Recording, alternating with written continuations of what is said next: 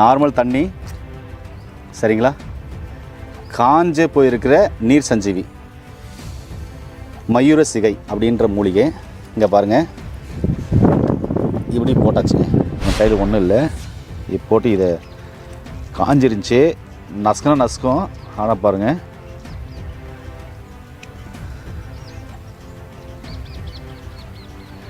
பச்சை பசையாக இருக்கு பாருங்கள். நீங்கள் இது வைக்கும்போது அந்த இடத்துல வந்து நிம்மதி, சமாதானம், சந்தோஷம் வரும், தொழில் வளர்ச்சி நல்லாயிருக்கும், அதே மாதிரி படிப்பு வளர்ச்சி. இது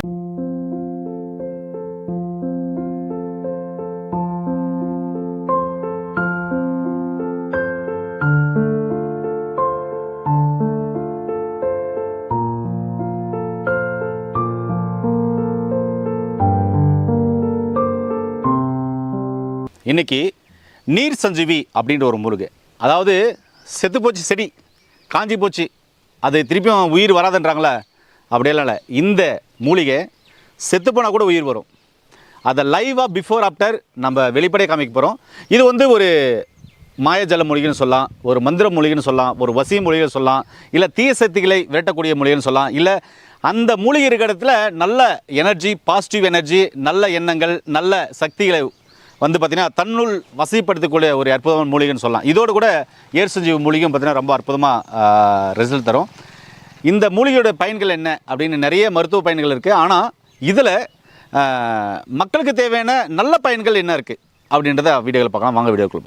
நேர்களே, இந்த மூலிகை, அதாவது இந்த நீர் சஞ்சீவி மூலிகை பாறை இடுக்குகளில் தன்னால் வரக்கூடியது. இது மழைக்காலங்கள் நிறையா இருக்கும், நிறைய பார்த்துருப்பீங்க, அதை காமிக்கிறேன் பாருங்கள். இதுதான் நீர் சஞ்சீவி மூலிகை. இங்கே பாருங்கள், இதுதான் நீர் சஞ்சீவி மூலிகை. ஒரு செடியை வேணுமெന്ന് உங்களுக்கு நான் பறித்து காமிக்கிறேன்.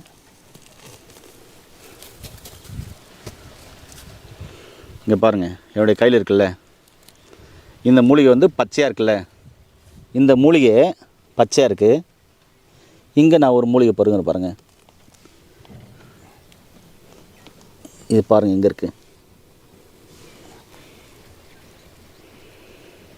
இது காஞ்சி போயிருக்கு. நேர்களே, இந்த மூலிகை பாருங்கள் எவ்வளோ பச்சையாக இருக்குது பாருங்கள், நல்லா செழிப்பாக பச்சையாக இருக்குது. சரிங்களா, இங்கே பாருங்கள், பச்சையாக இருக்கா, தெரியுதுங்களா, கையில் ஒட்டுறது. இங்கே பாருங்கள், பச்சையாக இருக்கா. ஆனால் இந்த மூலிகை பாருங்கள்,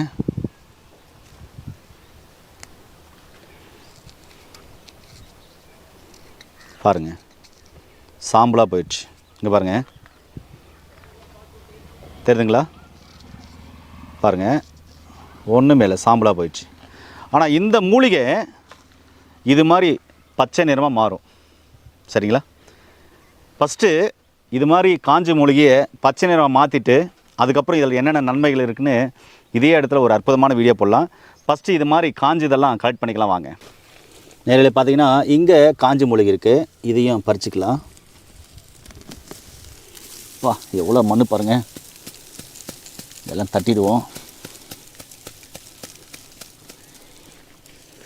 பாருங்கள், இதெல்லாம் காஞ்சி மூலிகை, வேரெல்லாம் பறிச்சிடுவோம், அப்போ தான் வீடியோக்கு நல்லா தெரியும்.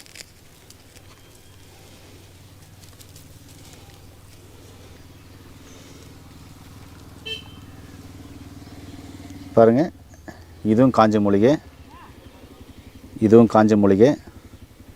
பாருங்கள், இதுவும் காஞ்ச மூலிகை. இன்னும் நிறைய சேகரிக்கலாம் வாங்க. பச்சையாக இருக்கிறதையும் பிடுங்குறோம், எதுக்காக அப்படின்னா உங்களுக்கு காமிக்கிறதுக்காக.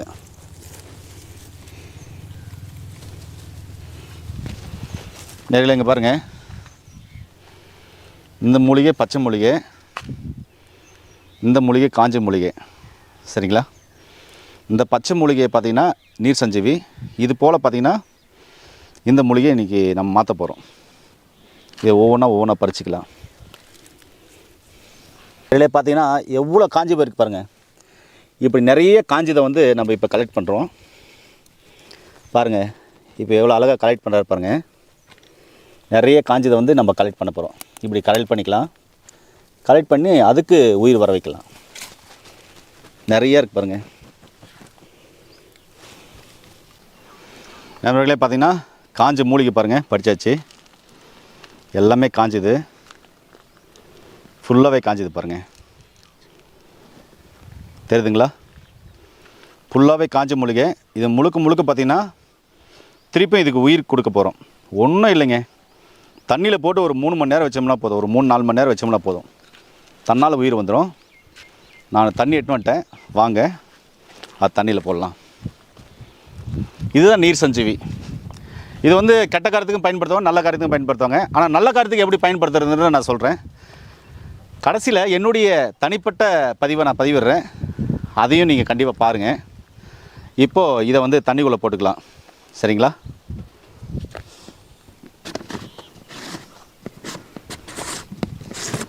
பாறையில் இருக்கும்.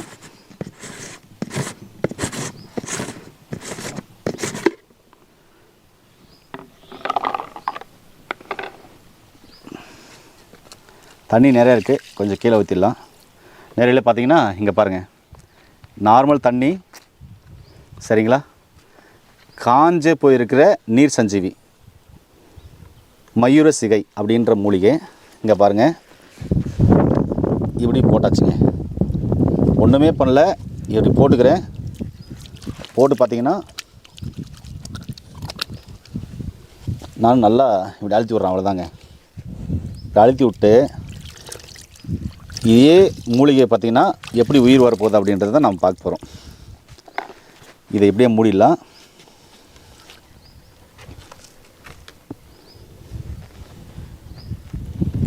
ஓகே,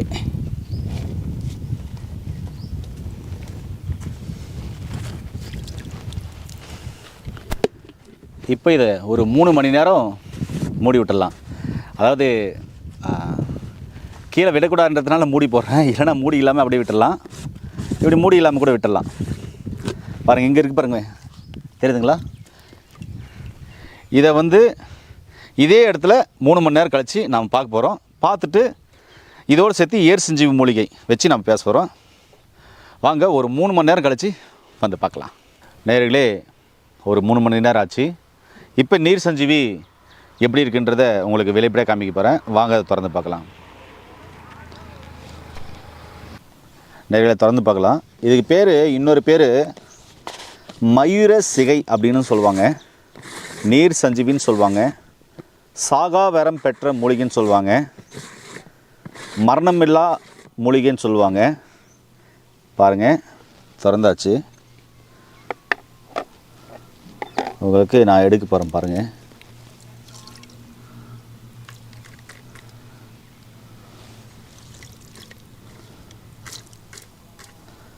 பாருங்கள், எவ்வளோ அழகாக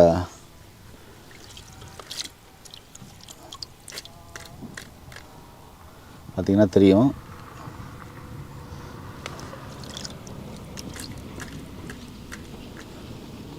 பச்சை பசேன்னு ஆயிருக்கு பாருங்கள், நீங்களே பார்த்துருப்பீங்க.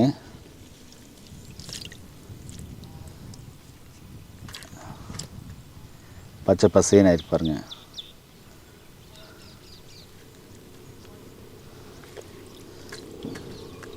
பாருங்கள், இதில் அழகாக ஆகிருக்கு பாருங்கள்.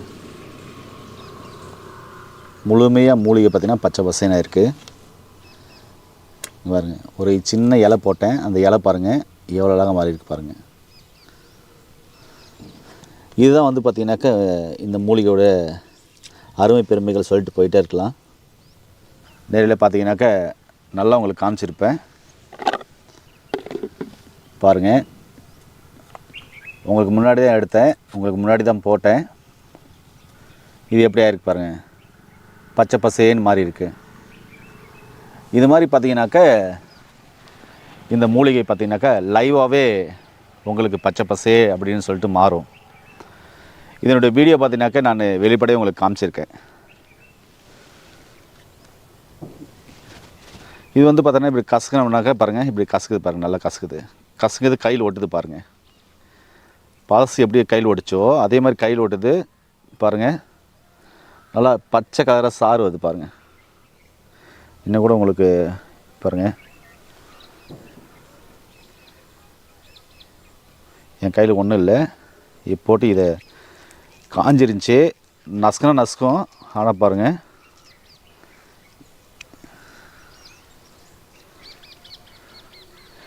பச்சை பசையே நான் இருக்கு பாருங்கள்.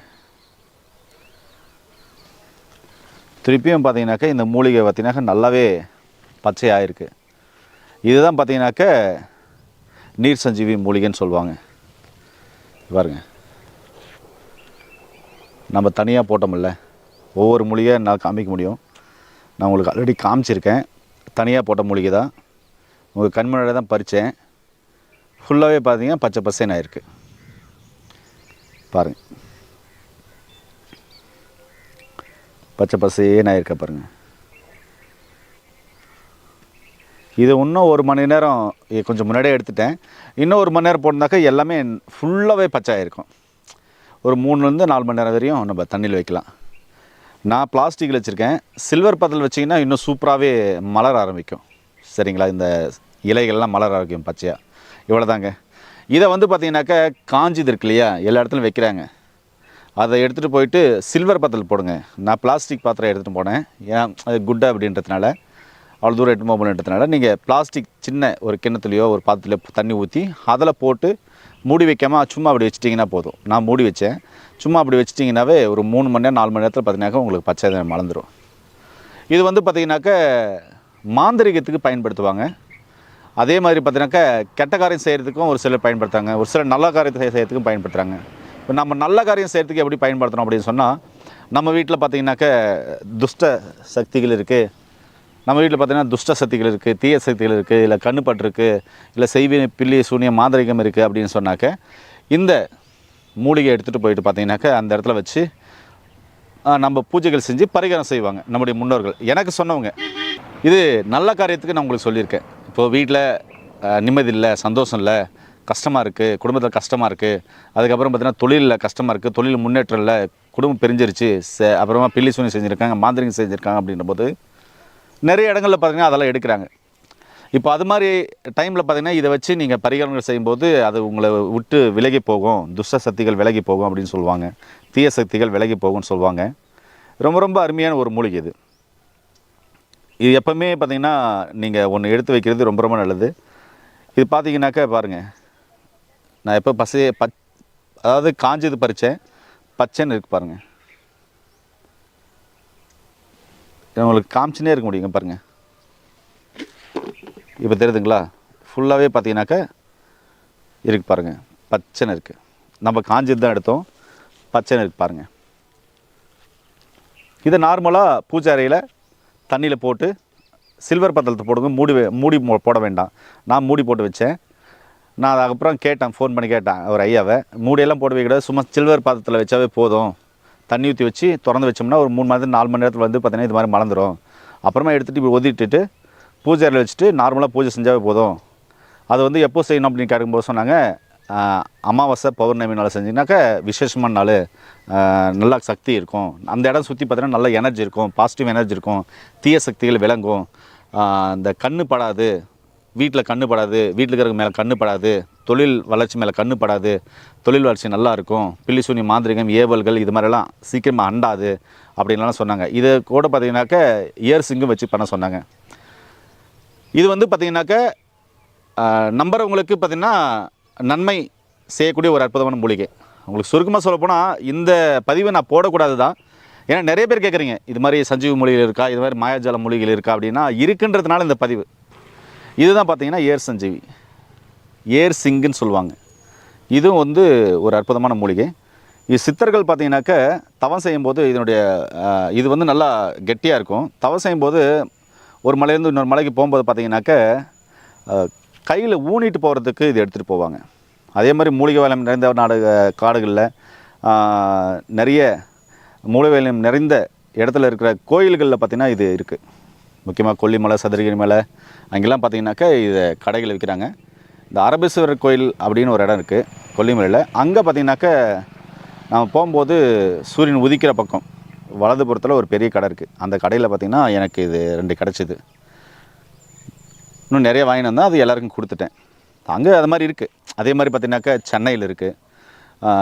அதுக்கப்புறம் நாட்டு மருந்து கடையில் கேட்டிங்கன்னா இது கண்டிப்பாக கொடுப்பாங்க, ஏர் சிங்கு மூலிகை. இது பார்த்திங்கனாக்கா மஞ்சள் குங்குமம் தடவி, மஞ்சளில் கழுவி மஞ்சள் குங்குமம் தடவி இப்படி இறங்கு சிங்கு இருக்குது, அது வாங்காதீங்க. ஏர் சிங்கு, இப்படி பூஜை அறையில் வச்சு பூஜை செய்யும்போது பார்த்தீங்கன்னாக்கா நல்ல காரியங்கள் நடக்கும். நிறைய பிரபலமான ஆளுங்களுக்கெல்லாம் இது நிறைய நான் சஜஷன் பண்ணியிருக்கேன். இன்றைக்கி அவங்களும் நல்லா இருக்கான்னு சொல்லியிருக்காங்க. இதெல்லாம் பார்த்தீங்கன்னாக்கா மூலிகை வரம் நிறைந்த காடுகளில் கிடைக்கக்கூடிய ஒரு அற்புதமான மூலிகை. இதெல்லாம் ஏன் சொல்ல வரேன்னா, இப்படிப்பட்ட மூலிகைலாம் இருக்குதுன்னு தெரிஞ்சுக்கோங்கன்னு சொல்ல வரேன். இப்போ என்னுடைய நோக்கம் பார்த்தீங்கன்னாக்கா, இப்படியெல்லாம் சித்த மருத்துவத்தில் மர்மமான மூலிகைகள், விசித்திரமான மூலிகைகள், அதே மாதிரி பவர்ஃபுல்லான மூலிகைகள், சக்தி வாய்ந்த மூலிகைகள், சாகாவரம் பெற்ற மூலிகைகள், அதிசயமான மூலிகைகள் எல்லாமே இருக்குதுன்னு சொல்ல வரதுக்காக தான் ஒரு பதிவு. இது நீங்கள் தொடர்ந்து எடுத்துகிட்டு வரும்போது பார்த்தீங்கன்னா, பூஜையில் செஞ்சுட்டு எடுத்துகிட்டு வரும்போது தொழில் வளர்ச்சி நல்லாயிருக்கும். பிரிஞ்சு போன குடும்பங்கள் ஒன்று சேரும். அந்த இடத்துக்கு தேவையான நல்ல எனர்ஜி உருவாக்கும். அந்த இடத்துல இருக்கிற போது பார்த்திங்கனாக்கா, இது எங்கே இருக்குதோ அந்த இடத்துல பார்த்திங்கன்னா நல்ல உணர்வுகளை தோன்றும், நல்ல மனநிலையை தோன்ற வைக்கும், அதாவது உருவாக்கும். அந்த இடத்துக்கு வந்தவொடனே நல்ல மனநிலை ஆயிரும். இப்போது ஏன் ஆலமரம் அரச மரத்தெல்லாம் பஞ்சாயத்து வச்சாங்க அப்படின்னா, அங்கே ஆக்சிஜன் நிறைய ப்ரொடக்ட் பண்ணி கொடுக்கும். இன்னொன்று, அந்த இடத்துல பாசிட்டிவ் எனர்ஜி இருக்கும். அப்போ அந்த இடத்துல சண்டையோடு வந்தாங்களோட சமாதானமோடு போவாங்க. அது மாதிரி இதுவும் சரிங்களா. நீங்கள் இது வைக்கும்போது அந்த இடத்துல வந்து நிம்மதி, சமாதானம், சந்தோஷம் வரும். தொழில் வளர்ச்சி நல்லாயிருக்கும். அதே மாதிரி படிப்பு வளர்ச்சி இது மாதிரிலாம் நல்லாயிருக்கும். சரி, இது வந்து மாந்திரிக மொழின்றதுனால நிறைய கேள்விப்பட்டு நான் சொன்னது. இப்போ தனிப்பட்ட முறையில் என்னுடைய கருத்து என்ன அப்படின்னு சொன்னால், இப்போ நாம் வாழ்க்கையில் முன்னேறணும் அப்படின்னு சொன்னால், எனக்கு தெரிஞ்சு கடினமான உழைப்பு தேவை, தன்னம்பிக்கை தேவை, உறுதி தேவை, இரக்க குணம் தேவை, அதே மாதிரி தாராள மனநிலைமை தேவை, ஏழைங்களுக்கு உதவணும், கடுமையாக உழைக்கணும், ₹1 கூட சேமித்து வச்சு கணக்கு போட்டு செலவு பண்ணணும், எல்லாருக்கும் உதவணும். இப்படி இருக்கும்போது அதிர்ஷ்டமும் உழைப்பும் சேரும்போது பார்த்திங்கன்னா நம்ம வாழ்க்கையில் முன்னேற முடியுன்றதை நான் நிறைய அனுபவிச்சிருக்கேன், நிறைய பார்த்துருக்கேன், நிறைய கேள்விப்பட்டிருக்கேன். ஏன் இப்போ நானும் அது மாதிரி தான் வாழ்ந்துட்டு இருக்கேன். அதனால் என்னுடைய தனிப்பட்ட கருத்து என்னென்னா, இப்படி நீங்கள் செய்யும்போது இன்னும் வாழ்க்கையில் முன்னேற முடியும். அதிர்ஷ்டமும் தேவை, அதோட கடின உழைப்பும் தேவை. நீங்கள் திட்டமிடுதல் வந்து 100% சக்ஸஸ் ஆகணும் அப்படின்னா நல்ல எண்ணங்கள் தேவை. நீங்கள் திட்டமிடுறதை வந்து 100% சக்ஸஸ் ஆகுனா அது சரியாகுன்ற சூழ்நிலை பார்த்தீங்கன்னா, சக்ஸஸ் ஆகிற சூழ்நிலை கண்டிப்பாக செயல்படுத்துங்கன்னு சொல்ல வரேன். அதே மாதிரி இறை நம்பிக்கை, கடவுள் நம்பிக்கை கண்டிப்பாக வேணும். அதோடு சேர்த்து நீங்கள் இணைந்து செயல்படும் போது எல்லாத்துலேயுமே வெற்றி பெற முடியும். சரி நண்பர்களே, இன்றைக்கி ஏர்சிங்க மூலிகை எல்லா வகையான மாந்திரிக பிரச்சனைக்கும், அதாவது எல்லா வகையான தீய சக்திக்கும் ஒரு அற்புதமான தீர்வு. நல்ல சக்திகளை உருவாக்கக்கூடியது இந்த ஏர்சிங்கு, இந்த நீர் சஞ்சீவி மூலிகை. கண்டிப்பாகவே இது நிறைய இடத்துல இருக்குது, நீங்கள் பார்த்துருப்பீங்க. நீங்களே பறித்து நீங்களே செஞ்சு பாருங்கள், நல்ல ரிசல்ட் இருக்கும். அதனால தான் இந்த ஒரு பதிவு போட்டிருக்கேன். தேவைப்படுறவங்க பயன்படுத்திக்கோங்க, தேவையில்லாதவங்க விட்டுட்டு போயிடுங்க. ஏன்னா நீங்கள் நிறைய பேர் கேட்டீங்க, ஐயா நீங்கள் நீர் சஞ்சீவி மூலிகை பற்றி ஒரு பதிவு போட மாட்டிங்களா, சஞ்சீவி மூலிகைன்னு ஒன்று இருக்கா, அருமா நிறைய கொல்லிமலை சதுரகிரி மேலாம் போகிறேன்னு கேள்விப்பட்றேனே, அங்கெல்லாம் இது மாதிரி மூலிகைகள் இருக்கா, வீட்டுக்கான மூலிகைகள் இருக்கா? அப்படி தேவதார கட்டை இருக்குது, அதுவும் வீட்டு விசேஷத்துக்கு பூஜை அறைகளில் பயன்படுத்துவாங்க. இது மாதிரி நிறைய மூலிகைகள் அங்கேயும் இருக்குது. இறங்கு சிங்கு இருக்குது, வீரசங்கு இருக்குது, நிறைய மூலிகைகள் அங்கேயும் வச்சுட்டு இருக்காங்க. சரிங்களா. அதே மாதிரி முடவாட்டுக்கால் இருக்குது. இது மாதிரிலாம் பார்த்திங்கன்னா அந்த மூலிகை நிறைந்த காடுகளில் கிடைக்கும். மிளகு, சீரகம், இது மாதிரி நிறைய உங்களுக்கு கிடைக்கும். அங்கே போனீங்கன்னாக்க நிறைய நீங்கள் இயற்கையாக பர்ச்சேஸ் பண்ணிக்கலாம். இப்படி இயற்கையோடு சேர்ந்து வாழுங்க. நோய் நொடியாமல் ஆரோக்கியமாக இருக்கிறதுக்கு நல்ல மனநிலையும், நல்ல தூக்கமும், நல்ல எண்ணமும் தேவை. நல்ல கடின உழைப்பும் திட்டமிடுதலும் தேவை. மீண்டும் இன்னொரு அருமையான பதிவில் சந்திக்கிறோம். நன்றி, வணக்கம்.